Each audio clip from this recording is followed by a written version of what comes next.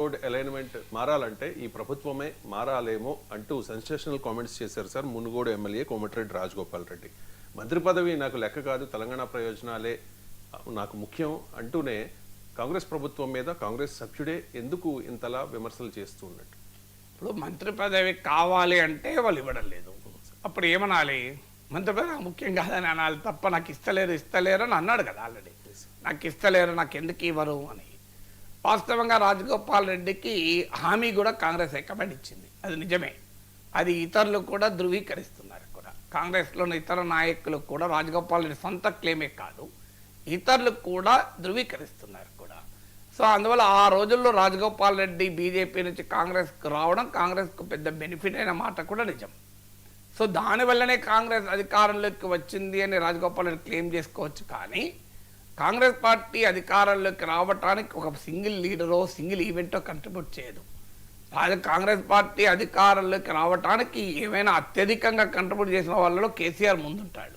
కేసీఆర్ పైన వ్యతిరేకత లేకపోతే కాంగ్రెస్ ఎట్లా అధికారంలోకి వస్తుంది? అందువల్ల డెఫినెట్గా రాజగోపాల్ రెడ్డి పార్టీ మారడం ఆ రోజుల్లో పొలిటికల్ రీఅలైన్మెంట్కు ఒక అవకాశాన్ని ఇచ్చిన మాట నిజం. సో కానీ అదే సమయంలో కాంగ్రెస్ పార్టీ హామీ ఇచ్చిన మాట కూడా నిజం. కాంగ్రెస్ పార్టీ ఎందుకు హామీ ఇస్తుంది? ఇప్పుడు ఏమో జాగ్రఫీ డెమోగ్రఫీ అని చెప్పి మీకు అభ్యంతరం చెప్తున్నారు. ఎందుకంటే నల్గొండ జిల్లా నుంచి ఇప్పటికే బలమైన మంత్రులు ఉన్నారు, కోమరెడ్డి కుటుంబంలో ఒకరికి ఇచ్చారు, ఇవన్నీ కారణాలు చెప్పి ఆపుతున్నారు. ఎందుకంటే ఆడ రేవంత్ రెడ్డి ఏమో సుదర్శన్ రెడ్డికి ఇవ్వాలి అని అడుగుతున్నాడు, బట్టి విక్రమార్కమో ప్రేమ్ సాగర్ రావుకి ఇవ్వాలని అడుగుతున్నాడు. ఇలా రకరకాల డిమాండ్లు ఉన్నాయి. ఈలోగా సామాజిక న్యాయము, బీసీ కోటా, సోషల్ జస్టిస్ ముందుకొచ్చింది. సో ఈ పంచాయతీలలో ఆపారు. సో అందువల్ల రాజగోపాల్ రెడ్డి దాన్ని అసహనం భరించలేకపోతున్నమాట నిజం. ఎందుకంటే నాకు హామీ ఇస్తే నేను ఈ పార్టీలోకి వచ్చాను కదా, నేను మరి హామీ ఇచ్చినప్పుడు ఈ పార్టీలోకి వచ్చినప్పుడు ఆ హామీని ఎలా మీరు ఉల్లంఘిస్తారన్నది ఆయన జెన్యూన్ ప్రశ్న, దాంట్లో డౌట్ లెజిటిమేట్ ప్రశ్నే అది. కానీ దానికి ఇవ్వనప్పుడు ఏం చేయాలి అన్నప్పుడు పార్టీకి రాజీనామా చేసి వెళ్ళిపోవడం. గతంలో ఆయన కాంగ్రెస్ పార్టీలో ఉంటూనే 2 ఏళ్ల పాటు కాంగ్రెస్ పార్టీ పని అయిపోయింది, కాంగ్రెస్ పార్టీ ఎక్కడ ఉన్నది, కాంగ్రెస్ పార్టీ గోదావరిలో కలిసిందని మాట్లాడుతూ వచ్చారు. ఆఖరికి వన్ ఫైన్ మార్నింగ్ కాంగ్రెస్ నుంచి వెళ్ళిపోయి బీజేపీలో చేరాడు. కాంగ్రెస్లో ఉండి ఎమ్మెల్యేగా గెలిచాడు, కానీ బీజేపీలోకి వెళ్ళి ఎమ్మెల్యేగా ఓడిపోయాడు. తర్వాత మళ్ళీ కాంగ్రెస్లోకి వచ్చే మళ్ళీ ఎమ్మెల్యే గెలిచాడు. ఆయన 2 సార్లు కాంగ్రెస్ నుంచి ఎమ్మెల్యేగా గెలవగలిగాడు తప్ప బీజేపీ నుంచి ఎమ్మెల్యేగా గెలవలేకపోయాడు.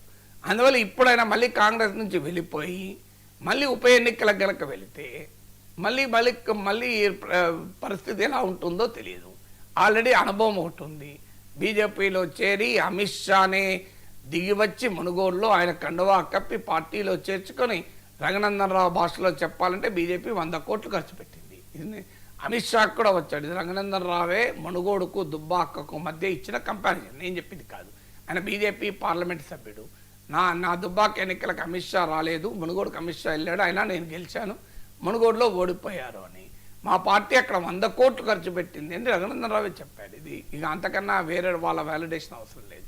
అన్నీ చేసినా కూడా రాజగోపాల్ రెడ్డి లాంటి ఒక బలమైన పలుకుబడి కలిగిన నాయకుడు 100 కోట్లు ఖర్చు పెట్టారు, సాక్షాత్తు అమిత్ షా వచ్చి క్యాంపెయిన్ చేశారు, అయినా రాజగోపాల్ రెడ్డి బీజేపీ అభ్యర్థిగా ఎమ్మెల్యేగా గెలవలేకపోయాడు. కానీ అంతకు ముందు ఆ తర్వాత కాంగ్రెస్ అభ్యర్థిగా ఎమ్మెల్యేగా సులువుగా గెలవగలిగాడు. అంటే రాజగోపాల్ రెడ్డిని ఎమ్మెల్యేగా చేసేది కాంగ్రెస్ పార్టీ తప్ప బీజేపీ కాదు అని స్పష్టంగా అర్థమైంది కదా.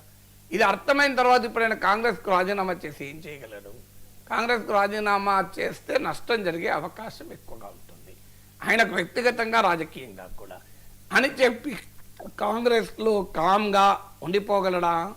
రాజగోపాల్ రెడ్డికి ఉన్న శక్తి రీత్యా అది సాధ్యం కాదు, ఆయన సభారీత్యా కూడా సాధ్యం కాదు, ఆయనకు హామీ ఇచ్చి ఉల్లంఘించిన అంశం రీత్యా కూడా సాధ్యం కాదు. ఎందుకంటే అది ఆయనలో ఉన్నటువంటి అసహనానికి కారణం. అందుకొరకు ఆయన ఎంచుకున్న మార్గం ఏంటంటే కాంగ్రెస్లోనే ఉంటాను, రోజు తనకు మంత్రి కాకుండా రేవంత్ రెడ్డి అడ్డుపడ్డాడు అని భావిస్తున్నాడు కనుక సో కాంగ్రెస్ హైకమాండ్ ఇవ్వడానికి సిద్ధంగా ఉన్నా రేవంత్ రెడ్డి సుదర్శన్ రెడ్డికి ఇవ్వాలి అనే మెలక పెట్టడం వల్ల తనకు మంత్రి పదవి రాలేదు కనుక తన పోరాటం రేవంత్ పైన కాంగ్రెస్ ముఖ్యమంత్రి పైన ఉంటుంది అని ఆయన ఒక వ్యూహాన్ని ఎంచుకున్నాడు.